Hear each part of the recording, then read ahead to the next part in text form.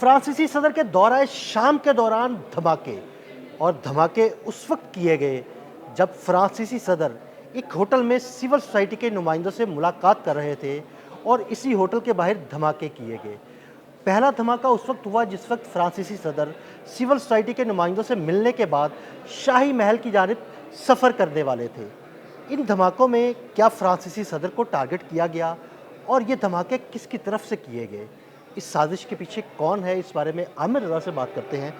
आमिर भाई, फ्रांसीसी सदर का दौरा शाम, उस होटल के बाहर धमाके किए गए जहां वो सिविल सोसाइटी के नुमाइंदों से मिल रहे थे, इन धमाकों के पीछे कौन है? जी, सबसे पहले बात तो ये है आदिल साहब, पिछले काफ़ी दिनों से जब भी मैं आपके साथ व्लॉग करता हूँ तो मैं आपको एक बात ज़रूर कहता हूँ कि शाम पे नज़र रखिए। बिल्कुल। मैं आपसे कहता हूँ कि शाम एक मैदान जंग बनने जा रहा है बिल्कुल। और शाम बहुत अहम है। तुर्की के लिए मैंने आपसे कहा था बहुत अहम है, हमारे लिए बहुत अहम है, और हमसे ज़्यादा इजरायली इस बात को समझ रहे हैं क्योंकि वो पढ़ते हैं। जी बिल्कुल, वो पढ़ते हैं और वो ग्रेटर इसराइल का सारा नक्शा जो और उन्होंने बना रखा है, उनके उसमें है उनके शाम। ख्याल से उनके मसाया ने शाम में ही आना है, इसलिए शाम के इलाके पर नज़र रखना बड़ा ज़रूरी था। दूसरा, मैक्रोन जो हैं डेविड मैक्रोन, ये पहले यूरोपियन सरबराह हैं जिन्होंने शाम का दौरा किया है। जब से शाम में नई हुकूमत बनी है, कोई दूसरा यूरोपी यहाँ पर नहीं आया है, तो इनके आने का एक ख़ास मकसद था। अगर मैं आपको ज़रा सा पीछे लेकर जाऊँ तो एक दौरा किया था मैक्रोन ने इज़राइल का, और उन्होंने जब बैतुल मुक़द्दस के करीब पहुँचे तो उन्होंने कहा कि ये हमारा है। बिल्कुल। ये अल्फाज हैं, उन्होंने कहा कि इस पर ना यहूदियों का हक है ना मुसलमानों का, ये कैथोलिक्स का जगह थी, उनकी इबादत गाह थी, और ये हमने वापस लेनी है। यानी उन्होंने एक दावा कर दिया था जो दावा किसी सूरत नेतन्याहू जैसे और यहूदियों को काबिल कबूल नहीं था। अब आ जाएँ कि ईरान के साथ जंग होती है तो इसमें फ़्रांस से कहा जाता है कि वो अपने जहाज़ भेजे ताकि ईरान के साथ मुकाबला किया जाए। फ्रांस ने क्या किया था? इनकार कर दिया था। उसके बाद बरतानिया से कहा गया तो बरतानिया ने भी इनकार कर दिया। इसके बाद डोनाल्ड ट्रंप और नेतन्याहू पुकारते रहे कि नेटो किसी तरीके से इस जंग के अंदर इन्वॉल्व हो जाए। वो नहीं इन्वॉल्व हुई। फ्रांस, जर्मनी और बरतानिया ने यह फैसला किया कि हम इस जंग में शरीक नहीं होंगे क्योंकि ये जंग इसराइल ने शुरू की है।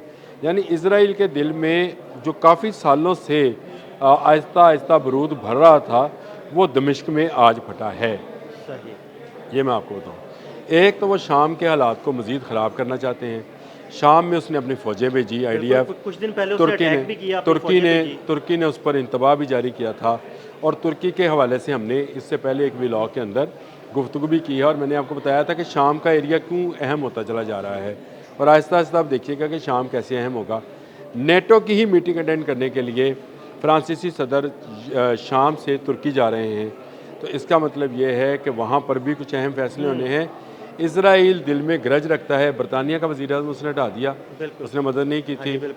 अब वो डेविड मैक्रोन के, और इस वक्त वर्ल्ड वाइड अगर आप सिर्फ वेब पे चले जाएं तो आपको नज़र आएगा कि इस वक्त अगर किसी की इकॉनमी को यहूदी हिट कर रहे हैं तो वो फ्रांसीसी इकॉनमी है। हर उस फ्रांसीसी कंपनी जिसके पीछे फ्रांसीसी मुफाद है, उसके ऊपर जो अटैक है वो यहूदी कर रहे हैं। वो कम कीमत पर वो चीज़ें फराहम दुनिया को कर रहे हैं जो फ्रांस महंगे दामों देता था, ताकि फ़्रांस की इकॉनमी जो है वो एकदम से कोलैप्स कर जाए और वो फ्रांस को जो है तबाह बर्बाद कर दें, यानी उसकी इकॉनमी को तबाह करें।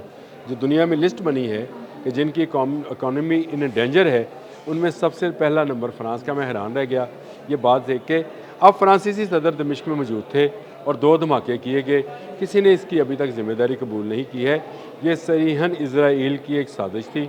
उन्होंने एक मैसेज डिलीवर किया है फ्रांस को कि अगर होटल के बाहर धमाका हो सकता है तो हम तुम्हें भी टारगेट कर सकते हैं। ये तो मैसेज यही है ना। पहली बात तो यह है कि उन्होंने पेजर के ऊपर धमाके करके लोगों को बता दिया कि उनके पास क्या टेक्नोलॉजीज़ मौजूद हैं और वो टेक्नोलॉजी का इस्तेमाल किस तरह से कर सकते हैं। अब जब आपको भी पता है कि एक हाई सिक्योरिटी जोन है, फ्रांसीसी सदर जहाँ पे आए होंगे वो हाई सिक्योरिटी, फिर वहाँ का खुद के जो सरबराह हैं शाम के वो भी मौजूद हैं, उनकी मौजूदगी में 2 धमाकों का किया जाना, ये सीधा सीधा फ्रांसीसी सदर को धमकी लगाई गई है ताकि नेटो में जो फैसले होने हैं, जिसमें अगर कोई फ़ैसला ईरान, अमेरिका माहदे या इसराइल के हवाले से किया जाए तो उसमें कुछ नरमी दिखाई जाए, अदरवाइज़ ये जंग मुसल्लत की जाएगी। मैं आपको बताऊं, यहूदियों का बड़ा पुराना प्लान है कि वो यूरोप को रशिया से मरवाना चाहते हैं। नेटो को कमज़ोर करना चाहते हैं, क्योंकि ख़ुद वो नेटो का रुकन नहीं है। वो चाहते ये हैं कि सारी की सारी इकॉनमी यूरोप की जो है, और आपके साथ मैंने एक व्लॉग किया था जिसमें आपको बताया था कि इसराइल चाहता है कि यूरोपियन कंपनीज़ भी जो हैं वो इसराइल में आकर इन्वेस्टमेंट करें, या इसराइल में या मुत्तहिदा अरब अमारात में, ताकि वहाँ पर भी इसराइल का कंट्रोल होगा। तो ये सारे का सारा वो ग्रेटर इसराइल वाला प्रोग्राम है। एप्स्टीन फाइल्स देख लें ना, इसमें भी वो डोनाल्ड ट्रंप डर रहे हैं, वो पीछे पड़े हुए हैं, उनके वो फाइल सामने आ गई हैं। अब डोनाल्ड ट्रंप डरते हैं और डरते डरते वो उनका साथ देता है। देखिए, डोनाल्ड ट्रंप के डरने की एक बड़ी वजह रिपब्लिकन की सियासत भी है, क्योंकि उसके पीछे यहूदियों का पैसा है।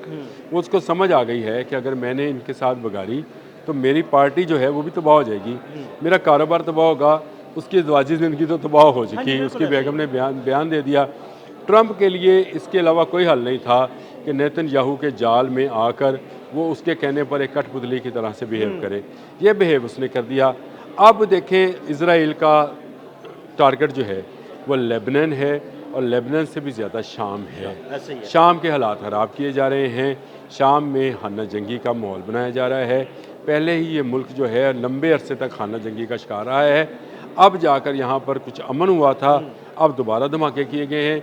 देखिए, ज़िम्मेदारी किस पर डाली जाती है, कौन इसका टारगेट बनता है। लेकिन एक मैसेज जो कि वो यूरोप को देने में कामयाब हुए हैं कि अगर फ्रांसीसी सदर के ख़िलाफ़ कुछ कार्रवाई हो सकती है तो दुनिया के किसी मुल्क के ख़िलाफ़ भी कार्रवाई की जा सकती है। ये उनकी वो दहशतगर्दाना सोच है जिसके तहत वो गज़ा में दहशतगर्दी करते हैं, लेबनान में करते हैं, शाम में करते हैं, और ईरान पर हमलावर हुए थे। ये वो सोच है जिसको लेकर ग्रेटर इसराइल बनाने के लिए वो ईरान को कमज़ोर करना चाहते हैं।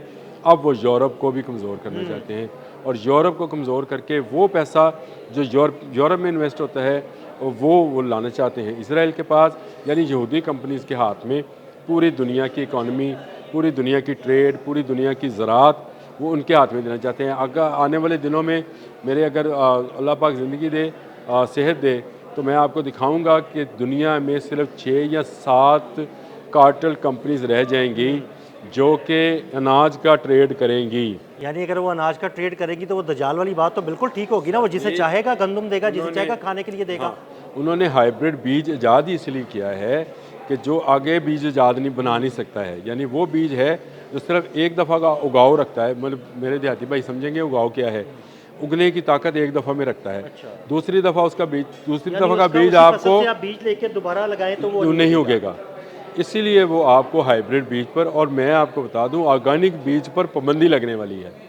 आप ऑर्गेनिक गंदम, कपास, चावल उगा नहीं सकेंगे, आपको उन 6 बड़ी कंपनी से ही बीज लेना होगा। अच्छा। उसके बाद वो जिसको चाहेंगे उसको बीज देंगे। भाई कैसे बातें सच आहिस्ता हो रही हैं, आहिस्ता देखें। देखें, आहिस्ता आहिस्ता सच होनी है ये सारी चीज़ें। और ये जो एक हाथ में वो आग और एक हाथ में पानी और कहत और खुशहाली, ये इनके हाथ में आनी है तो पब्लिक इनके साथ जानी है ना।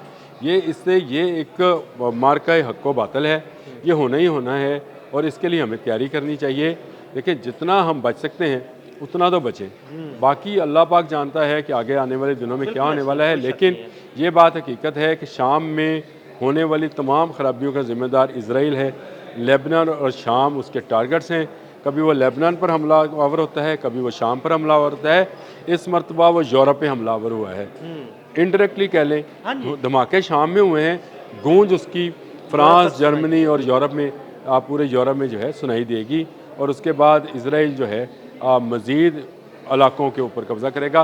पहले ही वो चाहते हैं कि यूनान के साहलों पर जाकर अपनी बस्तियाँ, जजीरे खरीद रहे हैं, कुछ खरीद भी रहे हैं वो, अपनी और बस्तियाँ वहाँ पर आबाद जो कर है ना, लें, वो नया इसराइल बसाया जाए, नए बस्तियाँ आबाद कर लें, और वहाँ पर सब जो कंपनीज़ हैं उनको लाया जाए, और वहाँ पर एक नई दजाली जन्नत कह लें या जो भी उसको कह लें वो तैयार की जाए, जो कि मसनूई जन्नत होगी नेचुरली, वो तैयार की जाए, और दुनिया का कारोबार यहूदियों के हाथ में आ जाए। जब तक ये नहीं आएगा उस वक़्त तक इनका मसाया या दजाल जो है, मसीहुद दजाल, वो नहीं आएगा उनके ख़्याल में। उसकी सारी तैयारी है, और उसी के लिए शाम में हालात ख़राब किए जा रहे हैं।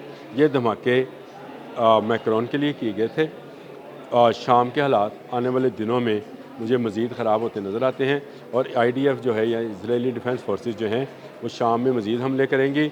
अभी वक्त है तुर्की जो है नेटो को इस बात पर एग्री करे कि अगर शाम पर हमला होता है तो तुर्की का साथ दें, ताकि अगर वो तुर्की का साथ देंगे तो शायद कुछ अरसे के लिए इसराइली जो हैं अपने मज़मूम मकासद में कामयाब ना हो सकें। बहुत शुक्रिया आमिर भाई। बिल्कुल, आमिर भाई ने बड़ी तफसील के साथ इस सारे मामले पर रोशनी डाली। मज़ीद अपडेट्स के लिए हमें फॉलो करते रहें। अदील अहमद और आमिर रज़ा को इजाज़त दीजिएगा। अल्लाह हाफ़िज़।